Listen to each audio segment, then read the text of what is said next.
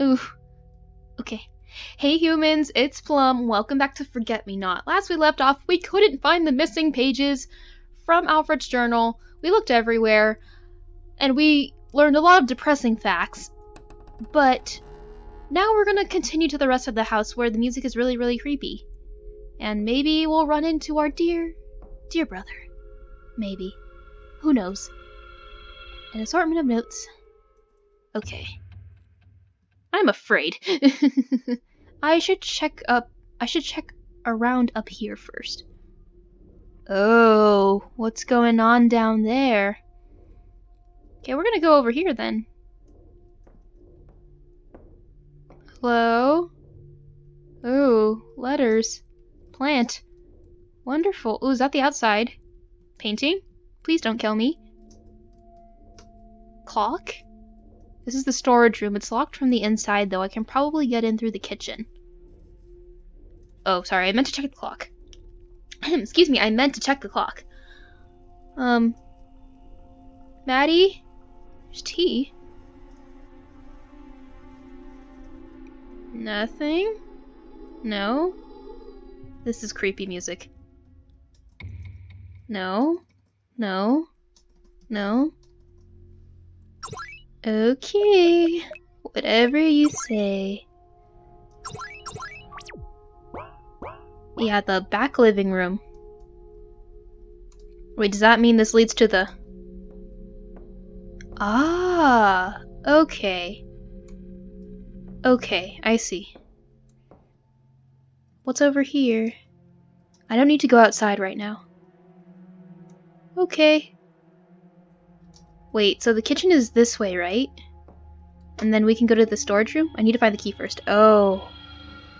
And this is outside, right? Okay, and we can't go there. I'm frightened. I'm frightened.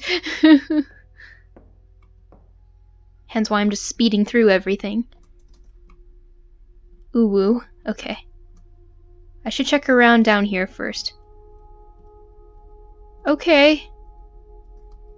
I didn't find much down here, but... Oh wait, did I check over here? Floorboards?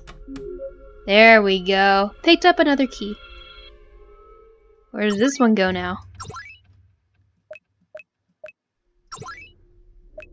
Storage room key. Okay. No? Okay. I kinda don't like how slow it is, but I guess it adds to the creepiness. Wait, don't we already have the key though? What? Wait, do we need the kitchen key then? Is that the problem? Okay, wait, this is... Storage room key? Okay. We will look around some more then.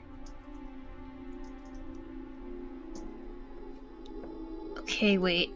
Is there anything else? Uh-huh. Uh-huh. Anything here? Anything here? I didn't check those plants, did I? No, no, no, no, no, no. This way. There we go. No. No. Already got a key from here. Okay. If you say so. Oh, dude. Got a key.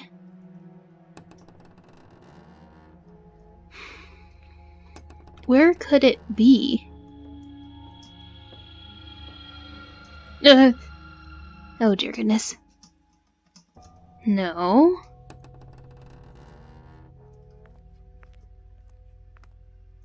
Hello? Oh my gosh. I usually do not hear footsteps. Is that a sign? Is that a sign?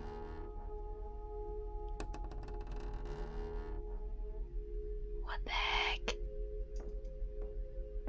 Matthew? It's nothing of interest. Aw, no. No, no, no. We're not doing that. Okay. Oh, wait. Is there one over there? Another loose floorboard? I should check for a key. Ah! Aha! Got it! Picked up another key. I'm going to guess this is the kitchen. Why didn't I see that kitchen? Okay, there we go. Awesome. Please, nothing jump out at me. That would mean a lot to me if he didn't scare me. Alright, now I can get into the kitchen! Best place in the house. Maddie? Hello? Anything of interest in here? Recipe book? Cheese? Pie? Oven? Strange substance? What is this over here? What is that? Is that a crack in the floor? I am so confused. Oh gosh, is Maddie gonna burst through it? And be like, hello, brother. Oh my gosh. Okay. Not creepy. I should look around the kitchen before going in there. But I did. Did I not check the tea? Did I not check the tea? But I looked around. What's over here? Storage room. Grain. There's the diary entry! Oh my gosh. Oh, it's this entry.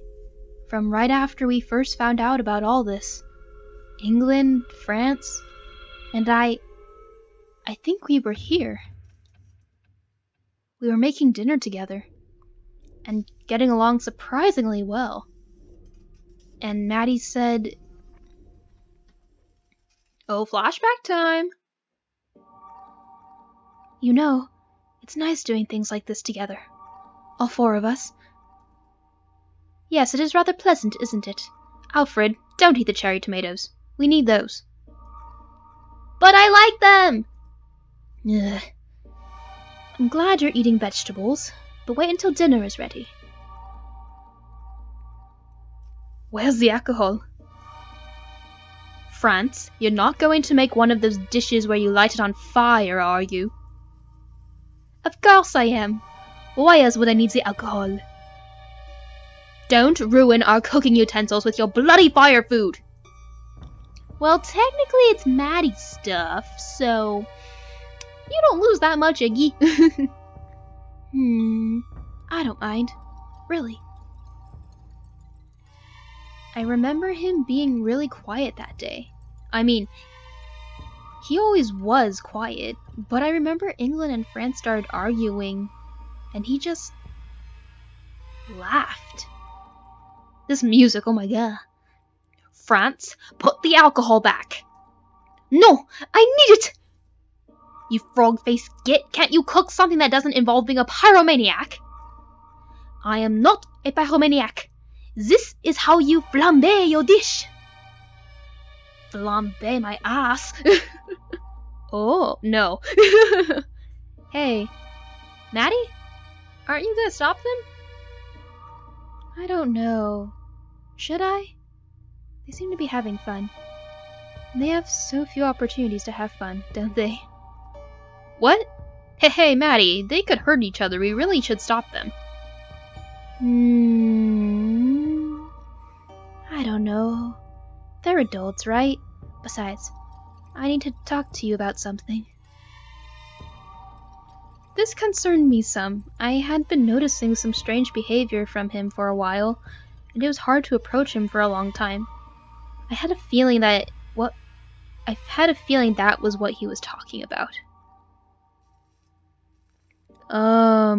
Okay? What is it? Oh! You've been avoiding me, dear brother. I don't appreciate being avoided. What? No, Don't lie to me, Alfred F. Jones. That's not very nice. Maddie! What's up with you today? Matthew, do you feel alright? You look a bit worse for wear. Oh, I'll be just fine. Mathieu, this behavior of yours is... How about your behavior, How is it okay to completely ignore and forget a family member? Answer me that! Ignore and... Matthew, are you talking about World War II? Look, we're terribly sorry about that. But we were all under a lot of stress and... I wasn't aware stress could sever the bond of the blood of the womb. What? No! That's not what happened! It's actually water of the womb and blood of the covenant, but whatever.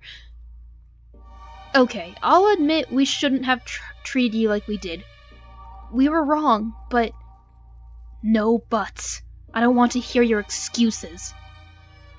Matthew, what are you planning to do with... I've heard enough. We'll settle this my way. And in the end... You will love me. Oh.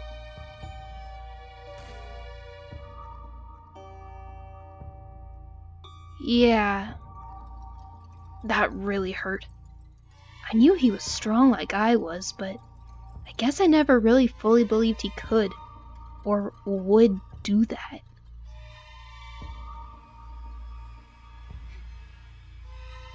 And then I remember, I woke up and he was herding us into a cage. And then I wrote this journal afterwards. 13th of June, 1945. How ironic that I write this entry on the 13th, the day of the number of bad luck. We've certainly had our fair share of bad luck today. I finally figured out what Maddie is. There's a word for him. It's a Japanese word that I remember being taught once upon a time. I don't remember how or why, but this word seems to fit Maddie perfectly. Yandere. Broken, obsessive, violent even. Hurting others for the sake of an insane brand of love. These are all things Maddie has become. The same Maddie who once insisted that he liked to win his independence passively, with no violence. Is this the same Maddie who just locked all three of us? Is the same Maddie who just locked all three of us in a cell while brandishing a knife. France, England, and I. The closest thing Maddie has to a family. All three of us are now trapped in a dark, dirty cell. I can't help but wonder what's going to happen to us. I hope we'll be safe. I remember all of this like it was only yesterday. We've definitely been through a lot. Well, let's see if I can find anything that might help me out in here while I'm at it. More creepy music.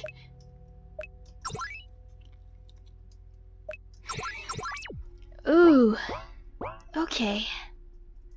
That's heavy. Someone's a little yandere. Not little, but a lot. Tomato. Fishy wishy.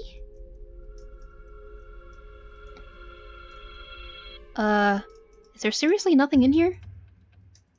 That is of use to us?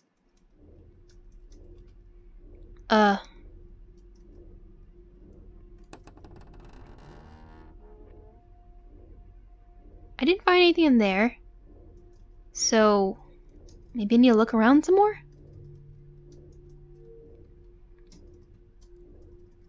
What is this?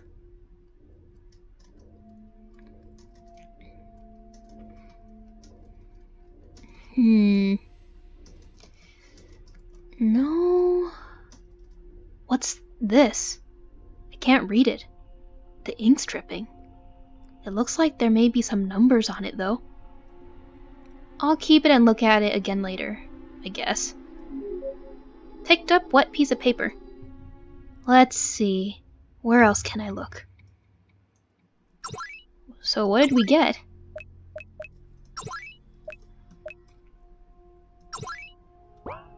Does that mean it's fresh? Freshly written? Okay, wait. Anything else in here?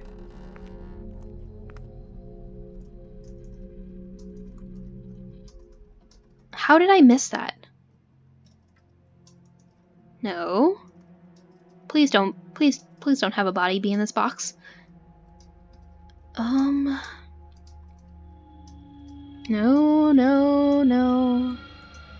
You unlock the door. You can now go in from either entrance. Cool.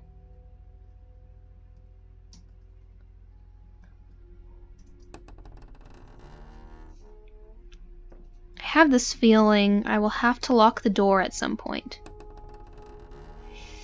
Just a feeling. Just a hunch.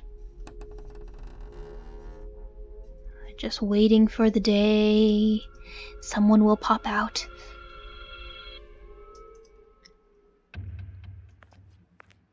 Oh. Whoa, that was weird. That was a weird transition. Hello, plant. Dining room?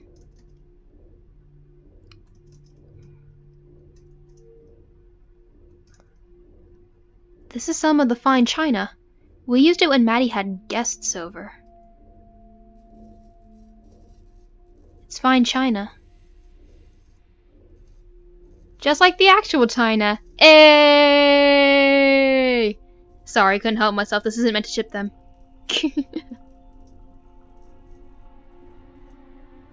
Guests over. Did he have guests over recently?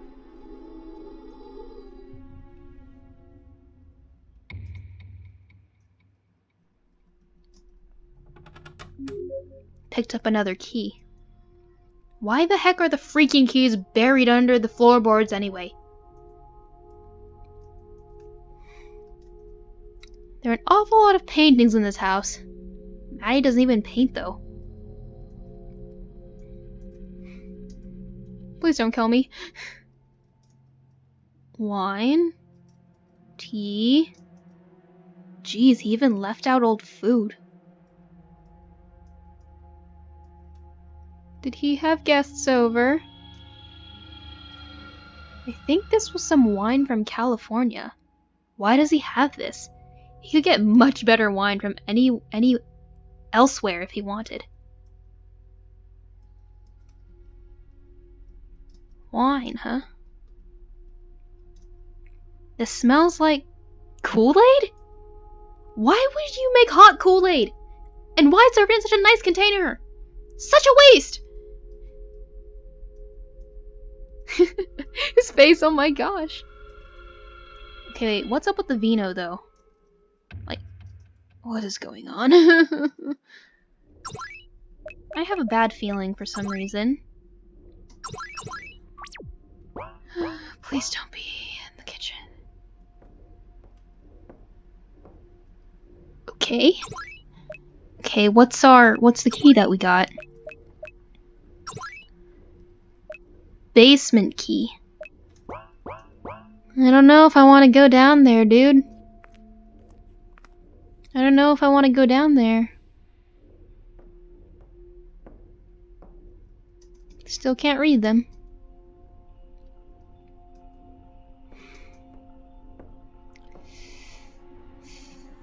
I'm so nervous. Me too. I never want to go down there again, but there could be something.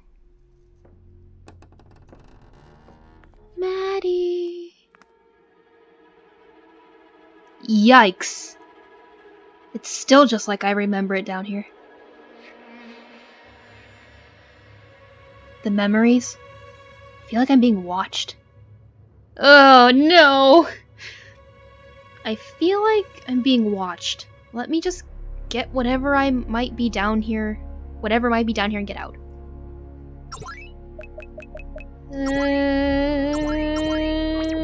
I'm afraid.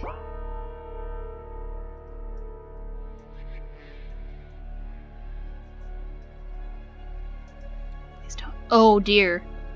Are those scratch marks I see? Huh? Paper. Oh. This is another journal. Oh. I remember this. 28th of June, 1945. I wonder why no one's come looking for us. For us yet. We've been missing for quite a while. Though, maybe it really hasn't been that long. It sure feels like it's been a long time, though. The food we get isn't safe, but we have no choice. There's nothing else to eat. I've seen Maddie preparing the food before. He puts small amounts of poison in it. No wonder I feel so weak. Sometimes when he walks past our cell, I can hear him muttering things under his breath. Insane things. Possessive things. Terrifying things. And I can't help but feel like it's our fault he's become like this. I want to run. If I think about it, I can still taste the poison in the back of my throat. It's a miracle we survived this, to be honest. I have to get out of here. Too many terrible memories. Oh, thank God he went out for us. That's nice.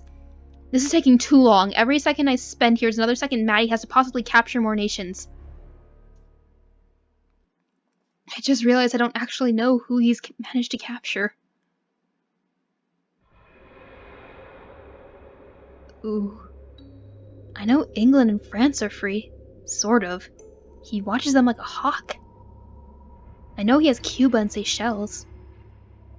I remember the day I went to go visit him, with an inkling in my mind. Something had felt very off for a while. And I remember overhearing some of the girls say they hadn't seen Seychelles in a long time. So as much as I really didn't want to, I had no choice. When I got to Maddie's house, however, my suspicions were sadly confirmed. He'd done something I'd hoped he would never go far enough to do. He took me downstairs and showed me an unnerving sight. The cell that previously held the rest of his family, including me, now had Cuba and Seychelles sitting inside. I simply stared in horror for a second, before remembering my cover. I asked him if he had kidnapped them. His reply unnerved me more than it probably should have. I don't like the term kidnapped. I prefer the term taken indefinitely on a forced trip. See? Doesn't that sound nicer? Maddie went upstairs humming a cheerful tune. I went over to the cell that held the unwilling guests. Cuba at first tried to ignore me, but seeing as how I was obviously more mentally sound than Matthew, one of the few people he thought he could trust, he opened up to me, if only slightly. The only thing I got from speaking to Cuba was that Maddie was using some sort of sleeping medicine, hiding it in food and drink that he gave to people, then dragging their unconscious bodies all the way to his house, somehow never being caught. After that, he just wrapped his arms around his knees and laid down his head, muttering things about dreams. Oh my. I went over to Seychelles, who immediately began to cry silently when she saw me. She began talking so fast, I barely caught anything she said, other than the fact that she was scared and confused. I tried to comfort her as best as I could, but before I knew it, Maddie was coming down the stairs and I had to apologize and walk away before I ruined my cover, and possibly got her in trouble as well. What was his cover? How did he get out? Letting go of her hand that day was one of the hardest things I've ever done. I hope everyone's okay. Please. I really do not want to go down there for a while. Okay, how about upstairs? I should check Maddie's room next. Oh dear, I'm frightened. I'm very frightened.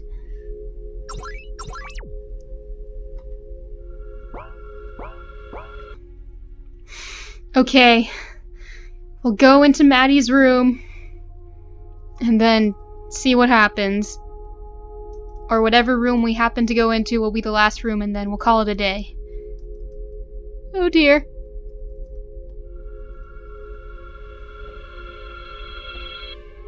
Oh.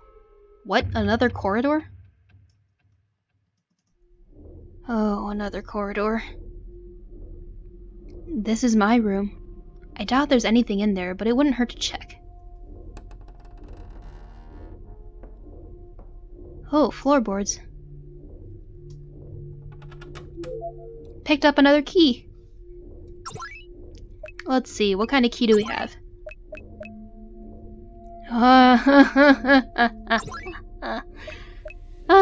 We found Matthew's room key. Of course we did.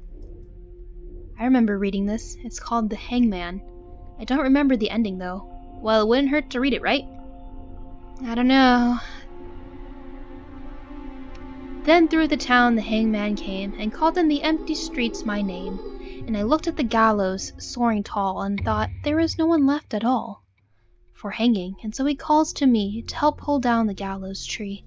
And I went out with right good hope to the hangman's tree and the hangman's rope. He smiled at me as I came down to the courthouse square through the silent town, and supple and stretched in his busy hand was the yellow twist of the hempen strand. And he whistled his tune as he tried the trap, and it sprang down with a ready snap. And then with a smile of awful command, he laid his hand upon my hand. You tricked me, hangman, I shouted then, that your scaffold was built for other men. And I had no henchman of yours, I cried. You lied to me, hangman, foully lied. Then a twinkle grew in his buckshot eye. Lied to you? Tricked you, he said. Not I. For I answered straight and told you true. The scaffold was raised for none but you. For who has served me more faithfully than you with your coward's hope, said he. And where are the others that might have stood side by your side in the common good? Dead, I whispered, and amiably murdered, the hangman corrected me.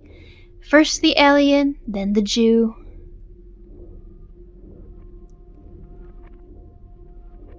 I did no more than you let me do. Ooh.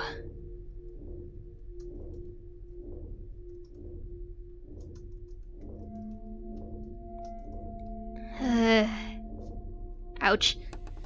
Okay.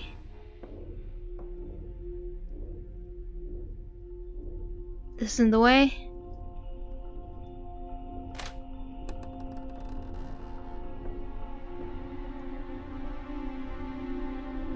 Whose room is this?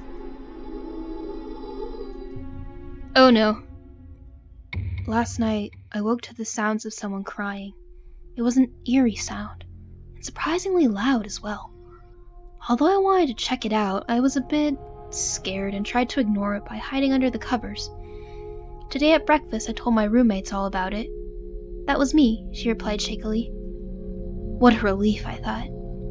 I was crying because I saw a thing watching you while you were asleep. Maddie really does have an odd taste in books.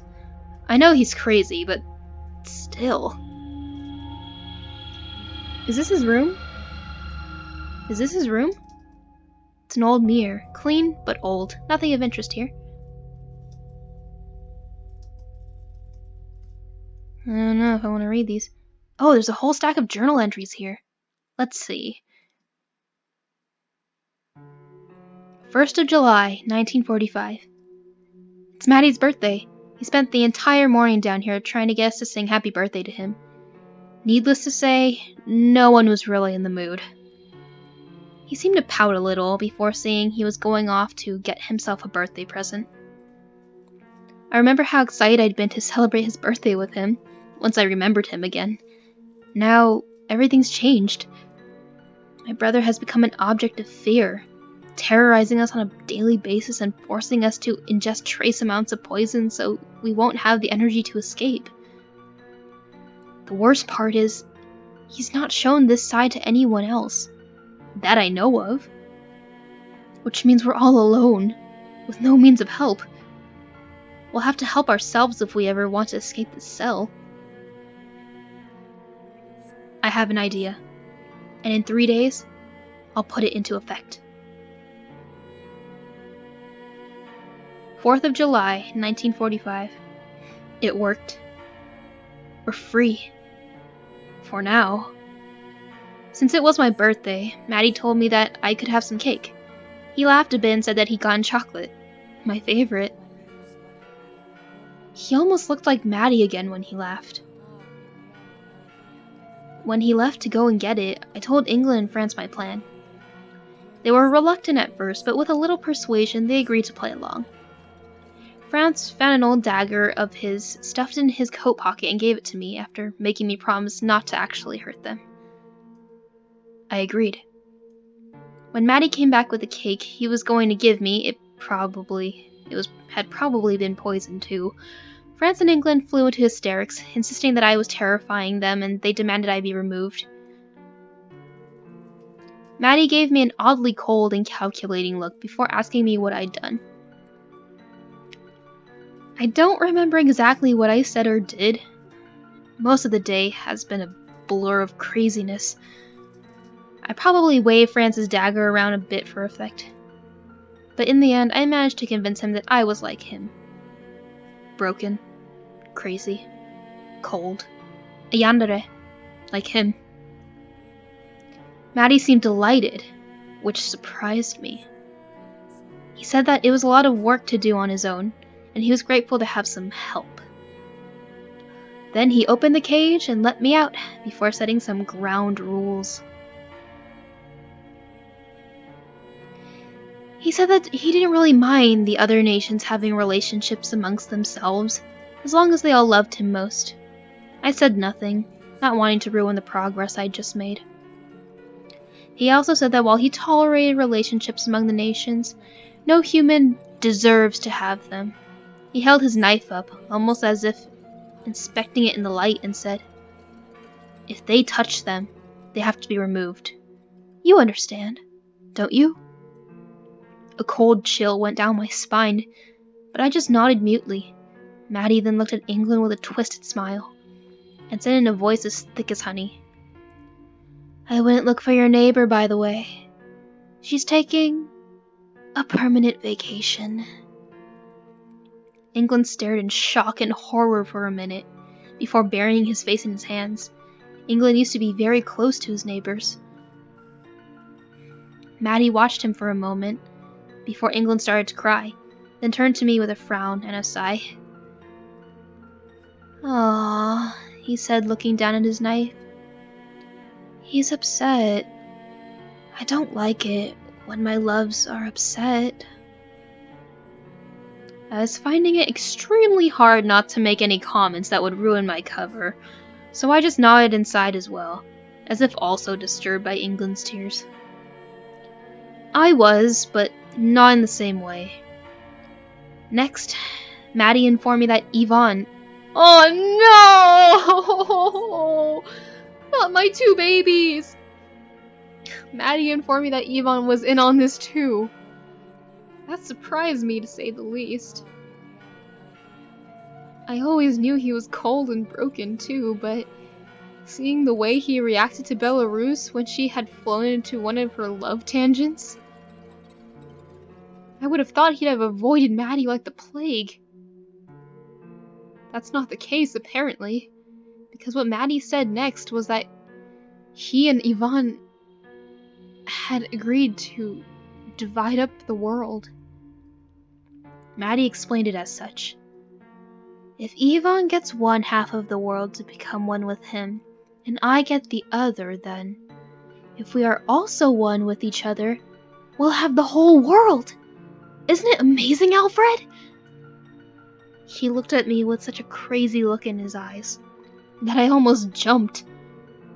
Mutely enforcing myself to stand my ground, I nodded. He smiled and closed his eyes for a second, as if composing himself. When he opened them again, He almost looked the way he did when we were younger. Friendly, cheerful, kind Maddie, who would never hurt a fly. Of course, I knew better. I knew that version of my brother was dead. Then he turned to England, who was still crying, his back turned to us to preserve what dignity he had left, and France, who was watching this whole thing with a look of utter terror on his face, and pointed the knife at them, making France flinch. "Hey, you two," he said, his voice laced with warning. "You two will be good, right? You won't go spreading anything you've seen or heard today, or any time you were here, to anyone else, will you?" Sensing an opening, France shook his head violently, and nudged England slightly to get him to do the same. Weakly, England shook his head a few times, not turning to face us. Maddie smiled and tucked his knife in his pocket before unlocking the cell again. "Okay," he chirped in a voice that sounded almost innocent. "You're free to go then. I love you." France scampered out of the cell, dragging England along with him. The two of them ran up the stairs and out the door faster than I think I've ever seen them run in my life. I was about to follow them out before I felt a hand on my shoulder. "Not so fast, Alfred." Maddie muttered quietly, his dangerous tone returning and eyes turning dull, almost like a doll's eyes. "You and I have work to do." 1st of March, 1945. 1950. I can't read. It's so hard to just play along with this, acting like every new number added to the body count brings me a sick and twisted form of joy. Acting like the stench of people soon to be forgotten doesn't turn my stomach. Acting like I share Maddie's new obsession. Acting like I don't want my old brother back. It's torture, and there's nothing I can do about it except sit by and let it happen. But I don't want it to happen. I wish everything could go back to the way it was, when I wasn't afraid of looking my own brother in the eyes. How many people, how many humans have died by my hand? Not directly, but in being a bystander. I've let the harm come to them. How many souls am I responsible for?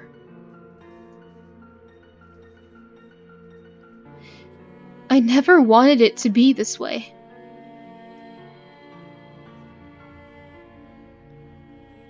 "18th of May, 1950.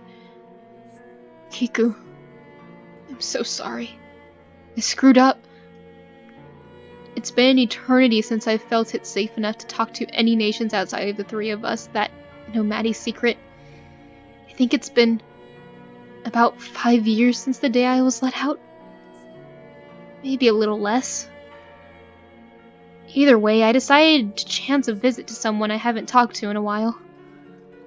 Kiku, nation of Japan. I went to visit him, since the war was over and I wanted to know more about him. He's very mysterious. Anyway, talking to him was nice, until he asked where I'd been for a while. I tried to find a way of explaining it, without mentioning Maddie, but he seemed to be able to see through my excuses. Eventually, I had to tell him. He said he wanted to see it for himself. What was I supposed to say? I agreed, but only for a minute. We snuck into Maddie's house, and I showed Kiku the basement. It was nerve-wracking, being down there again. Just a mere glance at the cage made my skin crawl. I mentioned to Kiku that we should probably leave, that Maddie had a strange and disturbing habit of popping up right when you didn't want him there. He looked up at me, seemingly concerned, though I couldn't tell if it was because of what I'd said or what he'd seen. He began to say that I was right. We should go. When I felt an ominous presence behind me. I jumped, startled, and whipped around, finding myself staring deep into the doll-like purple eyes of my brother. Well, what's Kiku doing down here? He said, in a quiet voice dripping with poison. He'd thrown away the innocent act, probably realizing that Kiku had already figured him out. So there was no sense in putting on the innocent little Maddie act. Kiku's eyes were wide, like he maybe wasn't expecting Maddie to really appear out of seemingly nowhere. I took a step forward, creating a sort of wall between him and Maddie. Maddie? I can explain, I started. He just put his hand up to quiet me, a sinister smile decorating his face. No need. I understand completely. He pushed me aside and crossed his arms, staring down at Kiku. You know too much. I can't have you spreading what you've seen. You understand, right? Maddie reached into his pocket and pulled out a knife. Kiku's eyes grew wide, and fear shot through me. Maddie, think about what you're doing. Is this really worth it? I said, putting a hand on his shoulder. He just shrugged it off and began advancing on Kiku. Kiku grabbed for his katana, realizing he hadn't brought it with him. Oh no! And slowly began to back up to try to escape. You know this has to be done, Maddie said, raising the knife. Kiku's back hit the wall, and I ran forward to try and grab Maddie's arm before he stabbed him. But the blow never came. Instead, Maddie flipped the knife into the air, caught it by the blade carefully so as to not injure himself, and held the knife out to Kiku, who only stared. You know too much. So, you work for me now, Kiku-handa. I just about fainted on the spot. Japan was going to be okay. He seemed shaken as well and just barely managed to clasp his hands around the knife. What do you mean? He asked quietly, looking into Maddie's eyes. I mean, since you know anyway, and you seem capable, you work for me, and live here too. Just do what I tell you, and you'll be fine. Kiku, still half stunned, I suppose, only nodded mutely. Maddie smiled with a look that, if I didn't know any better, I'd chalk up as approval. Just be a good minion. Do what I say, don't spread things to others, and don't blow my cover. That's all you have to do. Easy, right? He said, tilting his head with a simple smile, as sharp as the knife Kiku held. Hi, Kiku said, bowing his head in defeat. I will do whatever you say. Excellent. Kiku glanced at me as Maddie turned on his heel to walk out, and I felt a sudden rush of guilt. If I hadn't told him about this, he would still be free. I didn't have much time to think about this, though, because Maddie got to the door, spun around his heel, and smiled before holding his hand out. Come on, you two. We have work to do.